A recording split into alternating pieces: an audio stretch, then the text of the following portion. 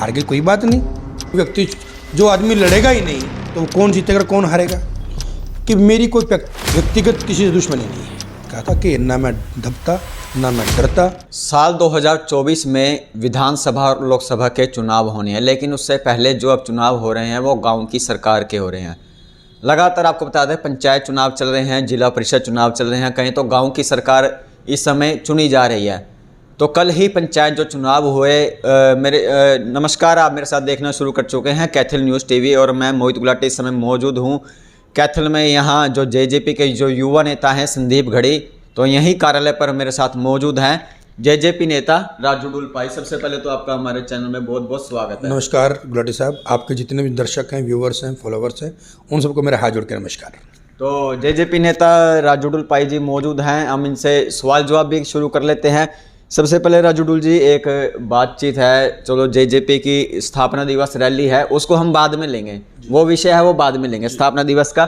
उससे पहले 2024 के जो चुनाव है, सरगर्मियां बढ़ रही हैं लगातार, कांग्रेस हो या इनेलो हो या बीजेपी जेजेपी गठबंधन हो, तो इस समय गांव की सरकार के जो चुनाव हुए हैं, तो ताज़े कल पंचायत चुनाव में जेजेपी की संगठन की बात कर लें हम, जो जेजेपी के प्रदेश अध्यक्ष हैं सरदार निशान सिंह जी के जो बेटे हैं तेजेंद्र, वो अपने पैतृक गांव मामूपुर से चुनाव लड़े थे और हार का सामना करना पड़ा। तो इस पर सबसे पहले आप इस पर बता दीजिए, क्या लगता है जेजेपी आज संगठन मजबूत हो रहा है 2024 को लेकर? बिल्कुल निश्चित तौर पर जननायक जनता पार्टी का जो संगठन है किसी भी पार्टी के दृष्टिकोण से सबसे मजबूत संगठन है। और इसका जो उदाहरण हम आपको आने वाली जो 9 दिसंबर की भिवानी की रैली है उसके अंदर आप दिखाएंगे। रही चुनाव की अध्यक्ष जी के बेटे का चुनाव हारने पर, तो चुनाव तो हार जीत दो पहलू हैं गुलाटी साहब। ये किस किताब में लिखा है कि किसी नेता का, राजनेता का बेटा चुनाव लड़े वो सिर्फ जीतेगा ही जीतेगा? नहीं, हार जीत मैं आपको ये बता रहा हूँ, बड़ी शख्सियत शमशेर सिंह सुरजेवाला का बेटा रणदीप सिंह सुरजेवाला, वो चुनाव कैथल से हार गया था। जयप्रकाश जी पीछे चुनाव हार गए, और कितने कितने बड़े बड़े जो लीडर हैं वो चुनाव हार गए। तो आपको इस चीज़ से ना देखें कि भाई एक राजनेता का बेटा था वो चुनाव हार गया। जनता जनार्दन का फैसला है, जिताती भी वही है, हराती भी वही है। तो जो जनता का जो फैसला हो आप उसको सर माथे लगाएं, आप काम करें। आप सबसे बड़ी बात ये बात मान के चलें कि भाई लोग ये कह देते कि ये नेता खुद चुनाव नहीं लड़ते जी, लोगों को लड़वा देते हैं। तो ठीक है, उन्होंने चुनाव लड़ लिया, हार गए कोई बात नहीं, तो हार जीत तो एक पहलू है। चलो, तो उसको उधर क्यों ले? आप मुझे बताइए, आपने कहा कि राजनेता अध्यक्ष का बेटा चुनाव हार गया। पिछले दिनों जब यहाँ पर चुनाव हमारे हुए थे उसमें से 90% जो लोग हैं वो जननायक जनता पार्टी के लोग चुन करके आए हैं। प्रदेश अध्यक्ष का बेटा हारना बड़ी बात है या नहीं? क्या बड़ी बात? दूसरी बात, एक मिनट मैं आपकी बात, आपने कहा हार जीत पहलू है, रणदीप सुरजेवाला चुनाव हार गए।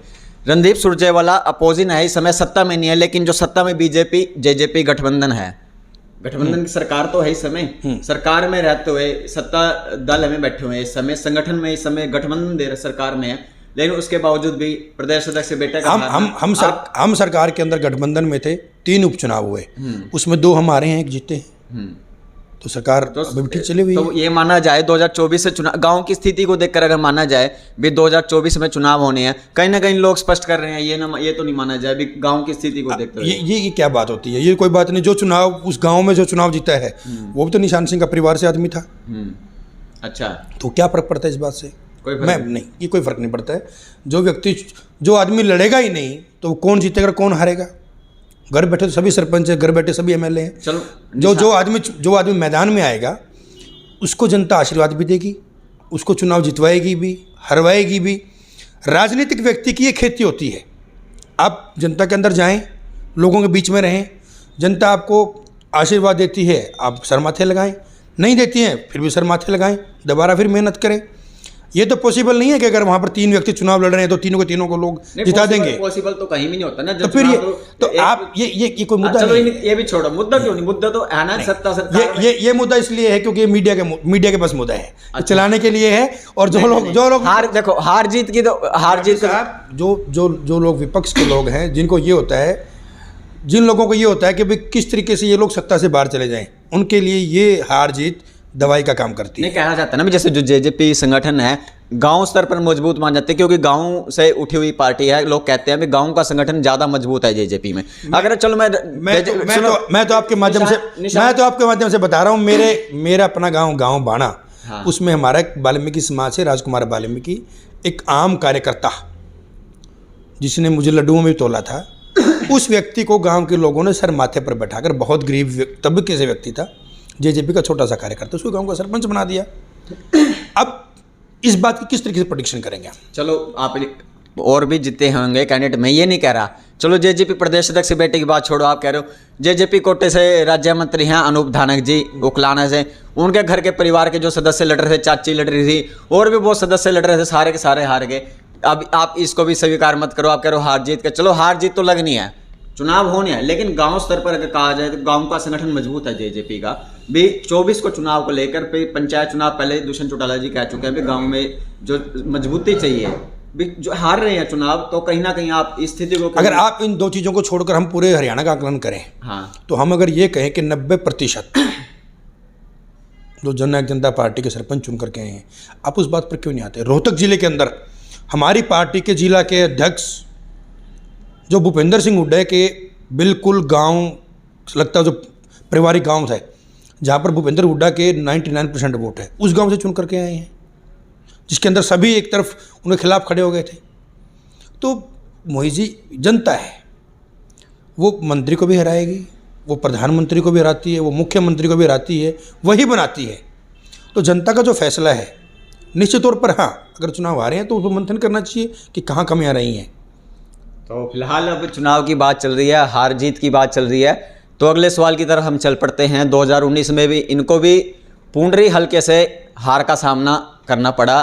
चुनाव आप लड़े जेजेपी की तरफ से, नई जेजेपी पार्टी बनी, आप चुनाव में उतरे, पहली बार मैदान में लड़े, तो हार का सामना करना पड़ा। अब एक्सपीरियंस हो गया पूरा? बिल्कुल बिल्कुल। देखिए, व्यक्ति जब तक मैदान में नहीं आएगा मोहित जी, तो उसको संगठन का, लोगों की नब्ज का, लोगों के से मिलने का, लोगों की क्या भावनाएं हैं, लोग क्या चाहते हैं, जनता क्या चाहती है, क्या मुद्दे हैं, वो स्पष्ट तौर पर नहीं पता होते। हमने टिकट मिली, हम नई पार्टी थी, नए व्यक्ति थे, मेरे सामने तो 7 व्यक्ति चुनाव लड़ रहे थे, उसमें कोई 2 बार का विधायक, कोई मंत्री, किसी ने 3 चुनाव लड़े, सबसे कम उम्र का और सबसे नौसिखिया मैं ही था। तो मतलब कहीं ना कहीं गलती रहेगी उस समय, कुछ ना कुछ ऐसा महसूस होगा भी चुनाव में। देखिए, नहीं, उसमें आप ये मान के चलिए जो 7 लोग चुनाव मैदान में थे, उनसे लोग ऑलरेडी पहले जुड़े हुए थे।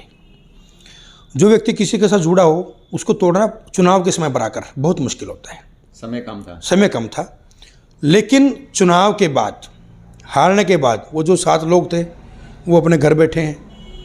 उनको ये लगता है कि भाई हम जाति के नाम पर आकर, कोई कहेगा कि मैं जी इस बिरादरी का बड़ा नेता हूँ, मैं इस बिरादरी का बड़ा नेता हूँ, मैं को पिछड़ों का नेता हूँ, मैं को अगड़ों का नेता हूँ, भाई लोगों को इस नाम पर बेवकूफ़ बना के हम वोट ले लेंगे। लेकिन हमने चुनाव के बाद कंटिन्यू मैदान के अंदर आकर लोगों को इस बात का एहसास हम बार बार करवाने की कोशिश कर रहे हैं कि ये जो लोग जाति के नाम पर आपसे वोट मांगते हैं, लोगों ने जाति के नाम पर भी वोट बहुत दिए हैं, लेकिन मैं तो ये पूछता हूँ, उन लोगों से पूछे कि भाई आपने जाति के लिए क्या किया? आज इन लोगों ने जो विपक्ष में जो वहाँ पर होने चाहिए थे लोग, वो लोग कहाँ हैं जिनको लोगों ने वोट दिया? तो जनता त्राही करिए, हमने लोगों को ऑप्शन दिया है। हम चुनाव के हारने के बाद भी 3 साल से मोहित जी मैं मैदान के अंदर हूँ।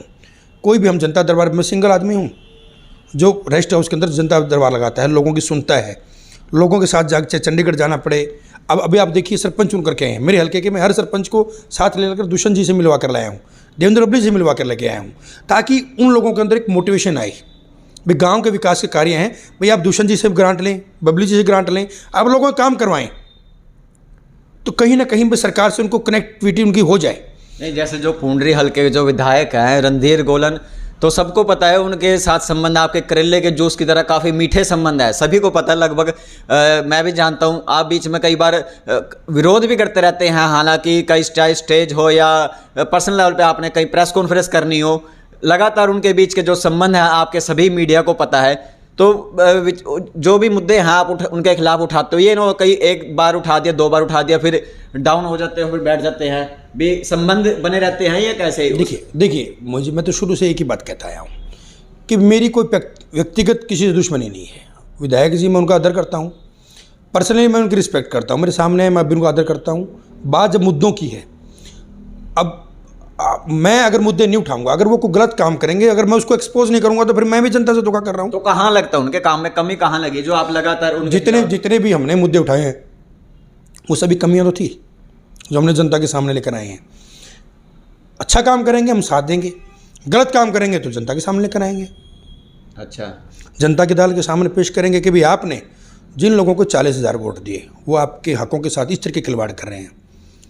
राजू भाई ने एक ही बात कहा था कि ना मैं दबता ना मैं डरता, जो हक की बात है वो कहेंगे, 100% कहेंगे। ना हम बिकने वाले हैं ना हम खरीदने वाले हैं। जनता के मुद्दे जनता के सामने रखना ही मेरी प्रायोरिटी है मोहित भाई। नहीं, जब आपने चुनाव लड़ा 2019 में, तब जेजेपी अकेली थी उस समय, जब नया नया संगठन बना जेजेपी का। उसके बाद बीजेपी के साथ गठबंधन चल रही है सरकार में। तो रणधीर गोलन बोले भी जब चुनाव लड़े उसने निर्दलीय चुनाव लड़ा था, पुंडरी का इतिहास भी रहा है, निर्दलीय को ही चुनते हैं, जो इतिहास मुझे पता है।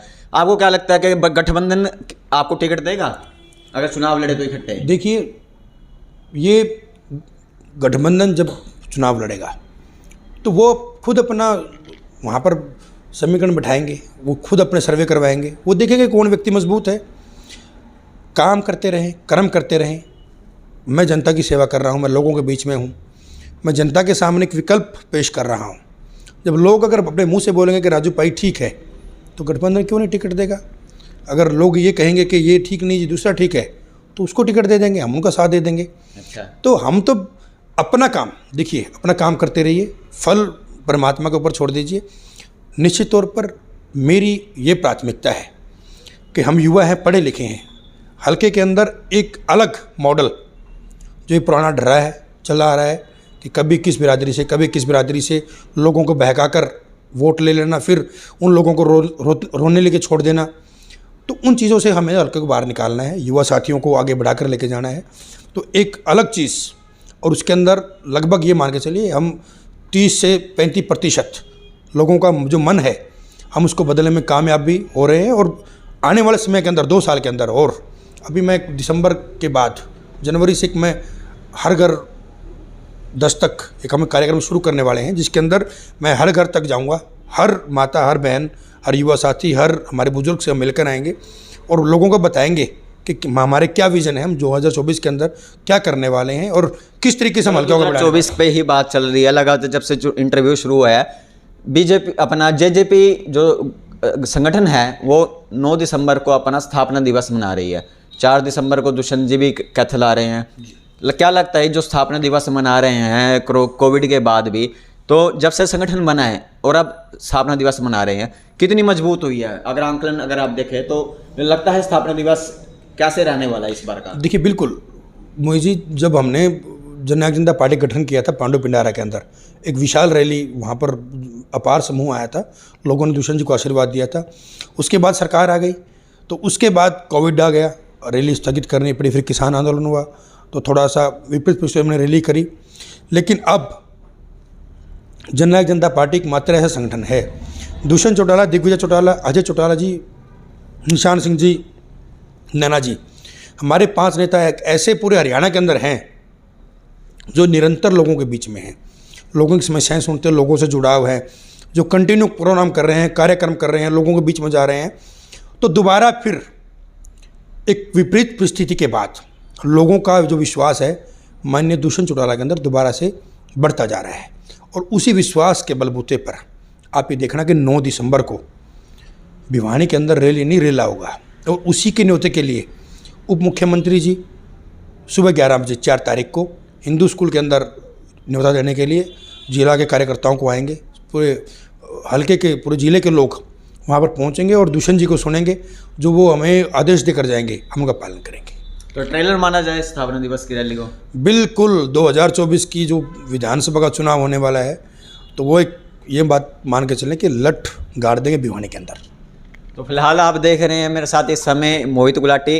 तो जेजेपी नेता राजू डुलपाई का जो दावा है स्थापना दिवस पर होने वाली जो रैली अब रैला बनेगी, क्योंकि दुष्यंत चौटाला भी कह चुका है कि ये समय की जो रैली होने जा रही है ये ट्रेलर है। तो फिलहाल जनता तय करेगी ये रैली बनेगी या रैला या ट्रेलर होगा, तो फिलहाल जनता ने तय करना है। तो मेरे साथ आप देख रहे हैं कैथल न्यूज़ टीवी, खबर को जरूर शेयर करें।